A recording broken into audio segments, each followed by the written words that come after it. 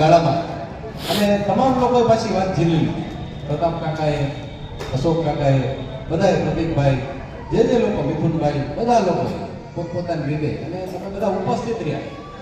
જે વિદ્યાર્થીઓને આપણે સન્માનિત કરવાના હતા, જેનું ગૌરવ ભવિષ્યમાં આપણે લેવાના છીએ, એ સન્માનિત થનારા વિદ્યાર્થીઓ પણ ઉપસ્થિત રહ્યા.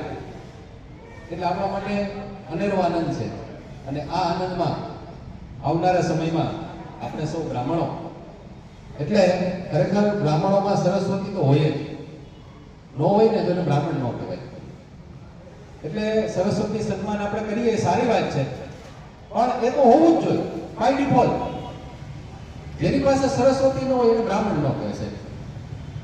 આગળના સમયમાં ચાતુર્વર્ણમ મયા સૃષ્ટમ ગુણક્રમ વિભાગ સ્વરૂપ ગીતાજીમાં કીધું છે. તો બ્રાહ્મણ છે એ સમાજનું શીર્ષ છે, બ્રેઇન છે. આજના સમયમાં જેને આપણે પાર્ટીવાળા કહેતા થિંક ટેન્ક, એ થિંક ટેન્ક જે છે એ સમાજનું બ્રાહ્મણો હતા. જેની પાસે બ્રેઇન છે, સમાજને કંઈક માર્ગદર્શિત કરે, સમાજને કંઈક આપે, એનું નામ બ્રાહ્મણ. તો આપણો વિચાર, વાણી, વર્તન એવું હોવું જોઈએ કે જેથી સમાજને કંઈક પ્રેરણા મળે. બ્રાહ્મણો એનો ધર્મ ચૂક્યા એટલે સમાજમાં અધપતન છે.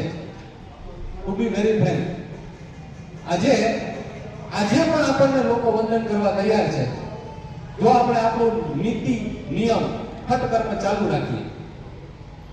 તો એ ક્યાંક ને ક્યાંક 8 વાગે ઉઠવાનું, 12 વાગે સૂવાનું, આ બધું આપણું કર્મ નથી.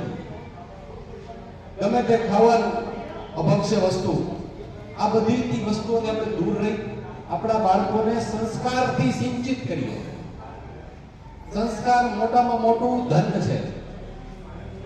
આજે આપણે સન્માનિત કરવાનો કાર્યક્રમ એટલે જ હતો. ખરેખર સરસ્વતીનું સન્માન હોય જ નહીં, આપણામાં હોય જ, પણ આવનારું ભવિષ્ય સમાજમાં રહેતા શીખે, મોબાઈલના વોટ્સએપમાંથી બહાર નીકળે, સામાજિકતા કેળવાય. આમાં મોટામાં મોટું પ્રશ્ન તે આ છે.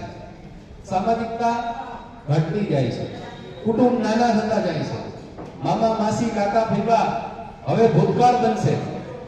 એવા સમયમાં આપણા બાળકો સમાજમાં ઉન્નત મસ્તકે ઊભા રહી શકે એના માટે આ જ્ઞાતિના મેળવડા છે. ઓળખે, સમાજમાં 5 માણસ વચ્ચે પોતે બોલી શકે, શરમાય નહીં, એટલા માટે પરફોર્મન્સ પણ થોડાક રાખ્યા.